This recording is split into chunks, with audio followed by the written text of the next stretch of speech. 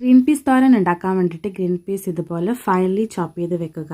എന്നിട്ട് ഇതൊരു ചട്ടിയിലോട്ടിട്ട് ആവശ്യത്തിന് വെള്ളവും ഉപ്പും ചേർത്തിട്ട് ഫുൾ ഫ്ലെയിമിലിട്ടിട്ട് തിളപ്പിക്കുക. തിള വന്നതിന് ശേഷം ലോ ഫ്ലെയിമിലിട്ടിട്ട് 5 മിനിറ്റ് കുക്ക് ചെയ്തെടുക്കുക. 5 മിനിറ്റ് കഴിയുമ്പോഴേക്കും ബീൻസൊക്കെ ഏകദേശം വെന്തിട്ടുണ്ടാവും. എന്നിട്ട് ഇതൊരു പാത്രത്തിലേക്ക് മാറ്റുക. ഇതിലേക്കുള്ള അരപ്പിന് വേണ്ടിയിട്ട് തേങ്ങയിലേക്ക് ഒരു വെളുത്തുള്ളി, 3 ചെറിയുള്ളി, ഒരു പച്ചമുളക്, പിന്നെ കുറച്ച് മഞ്ഞൾപ്പൊടിയും കൂടെ ചേർത്തിട്ട് നന്നായിട്ട് ചതച്ചെടുത്താൽ മതി. വെള്ളം ഒട്ടും ചേർക്കേണ്ട ആവശ്യമില്ല. എല്ലാം ഒന്ന് ക്രഷ് ആയാൽ മതി.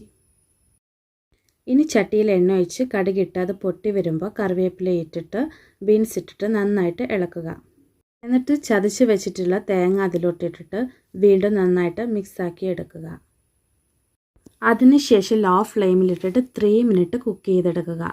3 മിനിറ്റിന് ശേഷം ബീൻസ് തോരൻ റെഡി ആയിട്ടുണ്ടാവും. ഇതുവരെ ഇങ്ങനെ ഉണ്ടാക്കി നോക്കാത്തവരുണ്ടെങ്കിൽ തീർച്ചയായിട്ടും ഉണ്ടാക്കി നോക്കുക.